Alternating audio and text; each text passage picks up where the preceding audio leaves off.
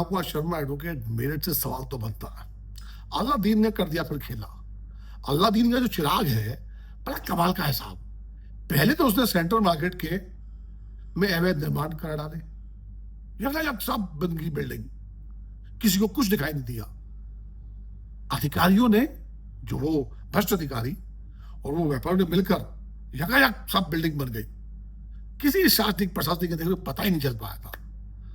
अब चूंकि बवाल हो गया, बवंडर हो गया, राजनीतिक गलियारों में, प्रशासनिक गलियारों में इस सेंट्रल मार्केट प्रकरण की गूंज गूंजने लगी, दर्द कहराने लगा। जब वहां पर तो शासन के लोगों को लगा कि भाई क्या करा जाए। प्रशासनिक लोगों को दौड़ डाला कि भाई ढूंढो उस अलादीन को, चिराग को, कुछ चमत्कार करें। बस फिर क्या था, गुहार लगाई और चिराग आया। चिराग ने जादू कर दिया और जादू से जो हमारे माननीय सांसद हैं अरुण गोयल जी, फिल्म कलाकार हैं, बहुत अच्छे कलाकार हैं, अच्छी एक्टिंग करते हैं। पहले भी लड्डू खिलाकर अच्छी एक्टिंग करके गए थे, अब फिर से आए क्योंकि वो चमत्कारी शक्तियां प्राप्त हो चुकी थी। शालीन चेहरा लेकर उन परिवार के मध्य जो महिलाएं, व्यापारिक महिलाएं बैठी थी धरने पर, अपने व्यापार को, अपने टूटते मकानों को बचाने के लिए वहां पहुंचे और उनको देखकर भाव विभोर हो गए। हाँ, राम जी आए हैं, मेरे राम आए हैं, यही कल्याण करेंगे। लगे भक्त गाना गाने के लिए, प्रार्थना करने के लिए, रोने लगे। ये भूल गए कि ये जो राजनेता है ना, ये जो सत्ता है, ये जो राजनीति है, ये कभी कमजोरों को साथ नहीं देती। ये सत्ता, ये राजनेता तब साथ देते हैं जब चुनाव लड़ना होता है इनको, तब बोलते हैं कमजोरों के साथ रहेंगे, अबलाओं के साथ रहेंगे, व्यापारियों के साथ रहेंगे, किसी को नुकसान नहीं होने देंगे, तब बोलते हैं, कानून बोलते हैं। लेकिन जब सबसे ज्यादा जरूरत इनकी होती है या वो इस समय है, वो नहीं बोलेंगे। और वो उनका तो बिल्कुल साथ नहीं देते जो कमजोर होते हैं, जो दर्द में होते हैं, जिनके साथ अन्याय हो चुका होता है, कभी नहीं साथ देते। आप इतिहास उठा के देख लीजिए, वर्तमान कालखंड में यही चल रहा है। हाँ, सत्ता साथ देती है बाहुबलियों का, जिनमें शक्ति हो, उस सोसाइटी के साथ देगी जिनके पीछे पूरी की पूरी एक लॉबी हो, जो राजनीतिक परिवेश को बदलने की क्षमता रखती हो, दम रखती हो, उसके साथ देती है। आप कैसे साथ देगी? आप तो रो रहे हैं, हाथ जोड़कर गिड़ा रहे हैं उस साधारण से व्यक्ति को, कलाकार को, जो कलाकारी कर कर, एक्टिंग करके अपने परिवार का पालन पोषण कर रहा था और रहमो करम पर मेरठ के सांसद बना दिए गए। यह यूं कहे, वो तो नेता भी नहीं है। आप उनको राम, भगवान राम समझकर आप रो रहे हैं, वो साथ देंगे आपका? ये राजनेता? अरे आपको क्या, बाबा साहब की ये एक, उनका एक महामंत्र है, शिक्षित बनो, संगठित रहो, संघर्ष करो। सबके लिए है ये कोई एक जाति विशेष के थोड़ी ना है।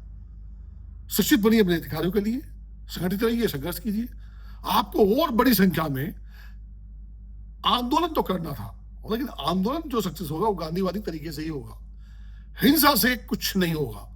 ये बहुत बड़ा संगठन अगर आपका बन जाता और आप संघर्ष करते हुए सड़कों पर नजर आते, तो किसी राजनेता की, किसी भी प्रशासनिक अधिकारी की हिम्मत नहीं होती और संदेश पहुंचता लखनऊ तक, दिल्ली तक, कि बवाल हो जाएगा साहब, मेरे तो गए हाथ से, कोई सीट नहीं जीतेंगे आप।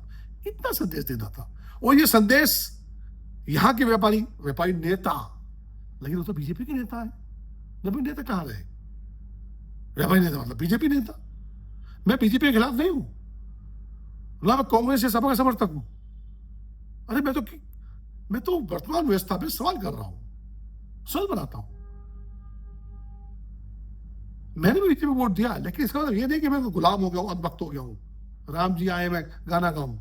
एक इंसान को भगवान बनाने की फितरत, और जो साहेब को आपने ब्रह्मा विष्णु महेश का अवतार बना डाला है, वही आपका सबसे ज्यादा शोषण कर रहे हैं। मेरठ के नेता को चाहिए था इस आवाज को, जो दमनकारी नीति यहाँ चल रही है, जबकि ये दमनकारी नीति एकदम से नहीं हुई। 40-50 साल से अवैध निर्माण हो रहे थे, तो शासन प्रशासन क्या सो रहा था, गूंगा बह रहा था? वो अधिकारी कहां गए? अधिकारी उन सबके खिलाफ कार्रवाई होनी चाहिए थी। कमा रहे आप, नोटिस तो नोटिस चस्पा हो रहे हैं। राम जी आए, नोटिस रुका कोई? कहाँ है? हटाइए सेटबैक, हटाइए सेटबैक। अरे व्यापारी इकट्ठे होते, यहाँ के नेता इकट्ठे होते, पूरे प्रदेश में फैल जाते, पूरे प्रदेश में आग फैल जाती। सरकार को लगता कि भाई इस बार तो मामला गया वहां से, अब सत्ता नहीं मिलेगी, तो वो आपके बारे में सोचते।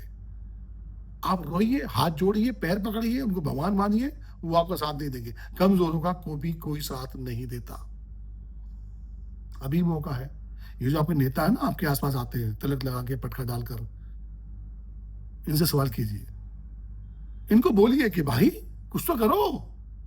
अब कहेंगे जी हाई कोर्ट का, सुप्रीम कोर्ट का आदेश, हम क्या कर सकते हैं? अरे विधेयक लाइए साहब, सरकार में दबाव बनाइए, कोई नीति लेकर आए।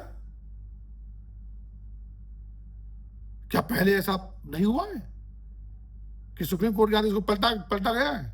पलटे गए हैं, हुआ है ना, तो अब क्यों नहीं हो सकता? मैं अवैध निर्माण का समर्थन नहीं कर रहा, लेकिन अवैध निर्माण होने ही क्यों दिए गए, होने ही क्यों दिए जा रहे हैं?